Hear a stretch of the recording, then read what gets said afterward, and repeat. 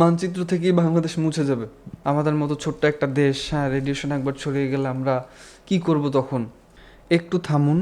Russia থেকে আসা এক টুকরো ইউরেনিয়াম কিভাবে পুরো বাংলাদেশের অন্ধকার দূর করবে? ১,১৩,০০০ কোটি টাকার এই রূপপুর প্রজেক্ট কি আসলে এর ভিতরে কি আছে? চেরনোবিলের মতো দুর্ঘটনাটা কি বাংলাদেশে ঘটাও সম্ভব? আজকের ভিডিওতে আমরা সহজ চিত্রের মাধ্যমে রূপপুর পারমাণবিক বিদ্যুৎ কেন্দ্রের মেকানিজম এবং নিরাপত্তা ব্যবস্থা সম্পর্কে জানব, যা আপনার সাধারণ জ্ঞান এবং চাকরির পরীক্ষার জন্য অত্যন্ত গুরুত্বপূর্ণ। আসুন প্রথমে আমরা জানার চেষ্টা করব হচ্ছে রিয়েক্টরের ভেতরে কিভাবে কাজ করে। তো আমরা ছোট্ট একটা ছবি নিয়েছি। এই ছবিটার ভিতরে আমরা দেখতে পাচ্ছি, আমরা একটা ছোট্ট ছবি নিয়েছি। ছবিটার এখানে আমরা একটা অ্যাটম দেখতে পাচ্ছি। আমাদের আশেপাশে যা কিছুই আমরা দেখি তার সব থেকে ছোট অংশ একটা অ্যাটম, ক্ষুদ্র অংশ একটা অ্যাটম। এই অ্যাটমটা আমরা দেখতে পাচ্ছি। এরকম একটা অ্যাটমকে আমরা যদি একটা নিউট্রন দ্বারা আঘাত করি, এই একটা নিউট্রন দ্বারা যদি আমরা একটা অ্যাটমকে আঘাত করি, তখন হচ্ছে এই অ্যাটমটা ভেঙে যায়।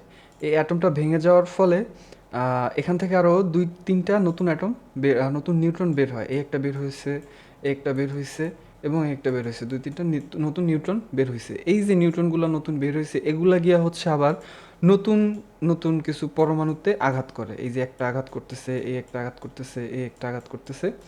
এই আঘাতের ফলে তৈরি হয় একটা চেইন রিঅ্যাকশন। এই চেইন রিঅ্যাকশনটা চলাকালীন অবস্থায় বিপুল পরিমাণে একটা তাপ উৎপন্ন হয়। যেই তাপটাকেই হচ্ছে আমরা রিয়েক্টরের মাধ্যমে, মানে রিয়েক্টর থেকে স্টিম জেনারেটরে নেই। এটা নিয়ে আমরা একটু পরে আলোচনা করব। তো এখানে আমরা দেখতে পাচ্ছি যে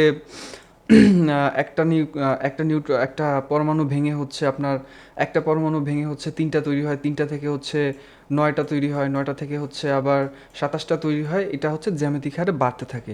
এই বাড়াটাকেই হচ্ছে আমরা কন্ট্রোল করি গ্রাফাইটের রড দিয়ে, যাতে হচ্ছে পরবর্তীতে এটা আমাদের কন্ট্রোলে থাকে। তো আমরা যদি দেখি যে বিপুল তাপটা উৎপন্ন হয়, এই বিপুল তাপটাকেই হচ্ছে আমরা কাজে লাগিয়ে হচ্ছে স্টিম জেনারেটর থেকে আমরা স্টিম উৎপন্ন করে ওইটা থেকে টারবাইন ঘুরাই। আমি যদি মেকানিজমটা একটু এখানে আপনাদেরকে ব্যাখ্যা করে দিই, তাহলে হয়তো একটু ক্লিয়ার হবে। আমরা দেখতে পারতেছি এই একটা নিউক্লিয়ার রিয়েক্টর। এই রিয়েক্টরটা কীভাবে কাজ করে আমরা প্রথমে দেখতেছি এখানে একটা শেল আছে, হার্ড একটা শেল। এই শেলটা দেওয়ার কারণ হচ্ছে এটার ভিতর থেকে রেডিয়েশন বের হইতে পারে না। রেডিয়েশন বের না হইতে পারার কারণে আর আশেপাশের লোকজন যারা অপারেট করে ওনারা সেফ থাকেন। তো আমাদের যে নিরাপত্তা ঝুঁকিটা থাকে, ওই নিরাপত্তা ঝুঁকিটা এটাই হচ্ছে কমিয়ে দেয়। তো আমরা দেখতে পাচ্ছি একটা রিয়েক্টর, এটার ভিতরে হচ্ছে আছে কিছু গ্রাফাইডের দণ্ড। এই গ্রাফাইডের দণ্ডগুলোর কাজ হচ্ছে কি, এগুলো যখন এই যে রিয়েক্টরের ভিতরে পুশিং করা হয়, তখন হচ্ছে এগুলা এক্সট্রা যে নিউট্রনগুলো এদিক ওদিক ছোটাছুটি করতে থাকে, ওই নিউট্রনগুলোকে ও শোষণ করে নেয়। শোষণ করে নেওয়ার ফলে ও হচ্ছে আর কোনো চেইন রিয়েকশন হয় না এটার ভিতরে, যার ফলে ও তাপ উৎপন্ন হওয়া কমিয়ে দেয় এবং টোটাল চেইন রিয়েকশনটা আমাদের কন্ট্রোলে চলে আসে। তো সেই বিষয়টা আমরা তো বুঝলাম।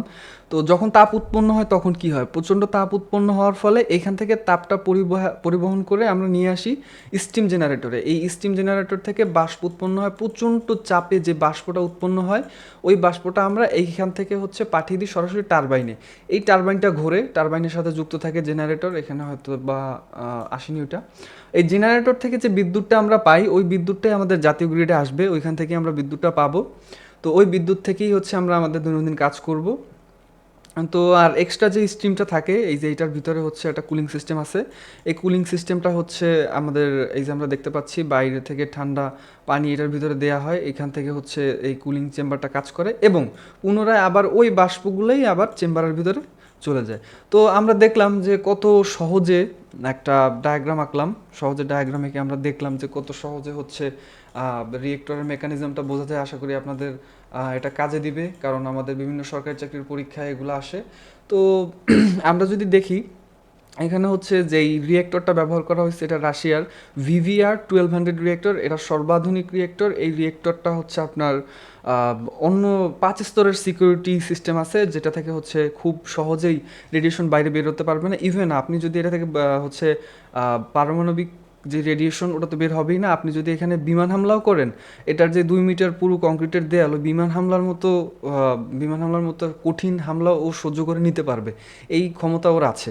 তো আমাদের বাঙালিদের মনে একটা ভয় যে হচ্ছে পারমাণবিক রিয়েক্টর বা রেডিয়েশন ছড়িয়ে যাবে। আমাদের মতো ছোট্ট একটা দেশ, হ্যাঁ, রেডিয়েশন একবার ছড়িয়ে গেলে আমরা কি করব তখন? মানচিত্র থেকেই বাংলাদেশ মুছে যাবে। তো বিষয়টা এমন না। আমার একটা প্রশ্ন আছে, সেটা হচ্ছে যদি কখনো এটা বিস্ফোরিত হয়, আল্লাহ না করুক যদি কখনো বিস্ফোরিত হয়, তাহলে হচ্ছে রূপপুর থেকে আপনার বাসা পর্যন্ত এই রেডিয়েশন ছড়াতে কতক্ষণ লাগতে পারে? আসলে এই রেডিয়েশনটা আলোর গতিতে ছড়াবে, আমি একটু ক্লু দিয়ে দিচ্ছি আপনাদেরকে। তো আপনি জাস্ট আমাদেরকে একটু কমেন্ট করে জানাবেন যে আপনি সেফ কিনা, আসলেও আপনি সেফ কিনা যদি কখনো এমন কিছু হয়। তো আপনাদের সবাইকে ধন্যবাদ আমাদের সাথে থাকার জন্য। আমরা এরকম সহজ সহজ মেকানিজম, কঠিন কঠিন মেকানিজম সহজভাবে আপনাদেরকে বোঝানোর চেষ্টা করব সামনের ভিডিওগুলো দিয়ে। আমাদের ভিডিও আপনার পছন্দ হলে অবশ্যই লাইক কমেন্ট শেয়ার করবেন এবং একটা সাবস্ক্রাইব অবশ্যই করবেন। ধন্যবাদ সবাইকে।